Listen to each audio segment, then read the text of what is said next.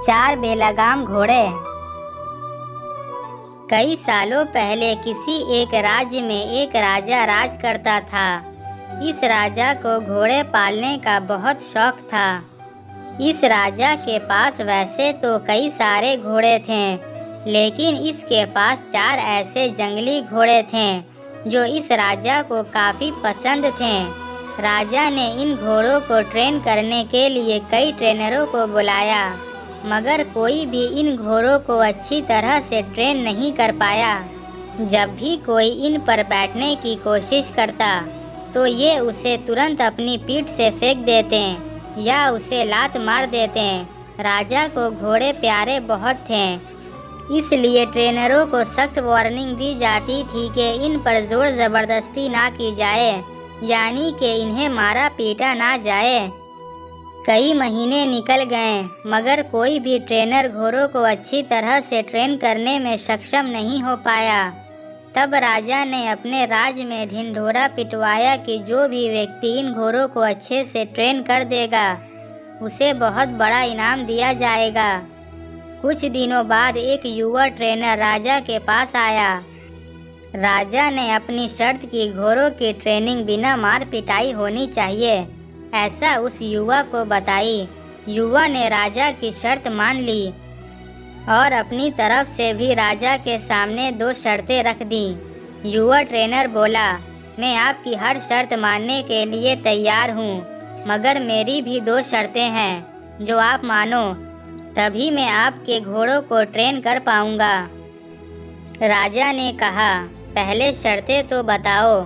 Trainer बोला, पहली शर्त है कि मुझे इन घोड़ों को ट्रेन करने के लिए कुछ महीने या पूरा साल भी लग सकता है, उतना वक्त दिया जाए। और दूसरी शर्त ये है कि इन घोड़ों के खाने पीने रहने का बंदोबस्त पूरा मुझ पर छोड़ दिया जाए। राजा के पास कोई और विकल्प नहीं था। कोई भी ट्रेनर आज तक घोड़ों को ट्रेन करने में सफल नहीं हो पाया था और अब तो नए ट्रेनर्स भी आने बंद हो गए थे। राजा ने युवा ट्रेनर की सारी शर्तें मान ली और घोड़े उसे सौंप दिए। युवा ट्रेनर अगले दिन से ही एक बड़े से बारे में इन घोड़ों को लेकर गया और वहां सबको खुला छोड़ दिया। ट्रेनर बारे के किनारे किनारे पर दौड़ने लगा। फिर दौड़ते दौड़ते थकने के बाद ये युवा ट्रेनर वहीं बाड़े में लेट गया। वहां से उठने के बाद उसने खुद ही घोड़े को चारा खिलाया और पानी पिलाया। इन सब प्रक्रिया के दौरान उसने घोड़ों को नहीं बांधा था।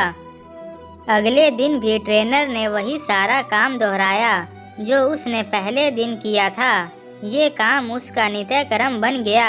वो घोड़ों को बाड़े में खुला छोड़ देता, उन्हें घास चारा खिलाता और बाड़े के किनारे किनारे दौड़ता रहता।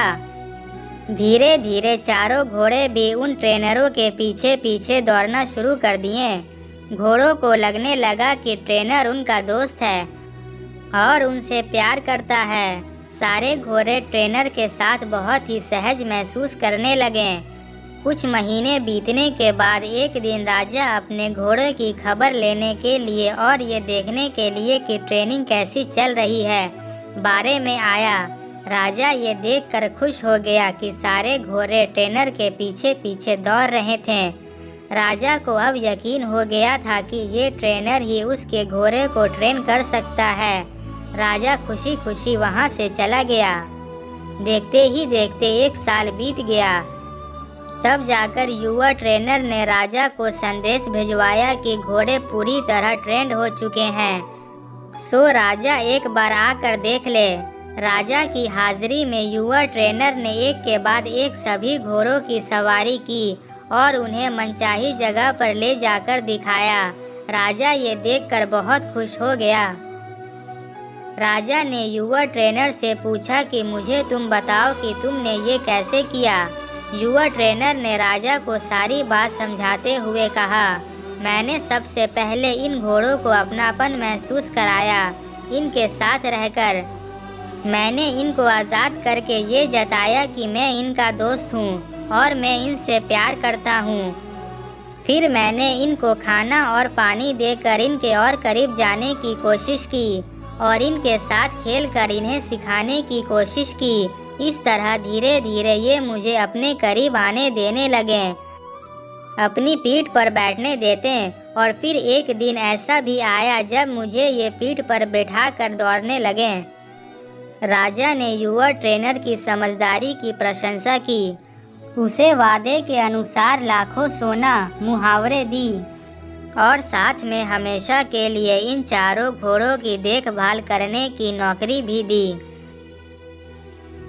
दोस्तों, कहानी तो बहुत ही मज़ेदार और रोचक है ही, मगर इसका जो सारांश है बहुत ही गहरा है।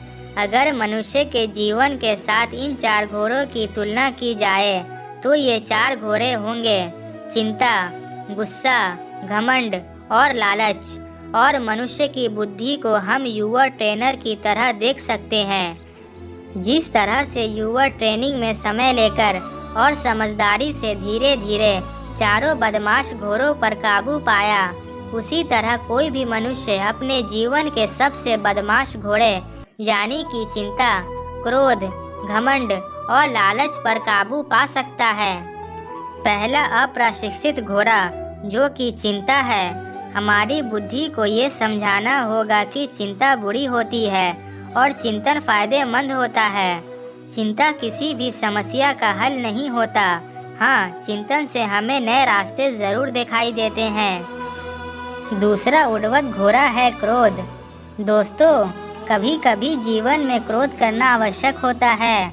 कभी कभी ऐसी परिस्थितियाँ आती हैं जब आपका हक कोई मार रहा हो या बेवजह आप पर जुल्म कर रहा हो, तब क्रोध करना कोई बुरी बात नहीं है।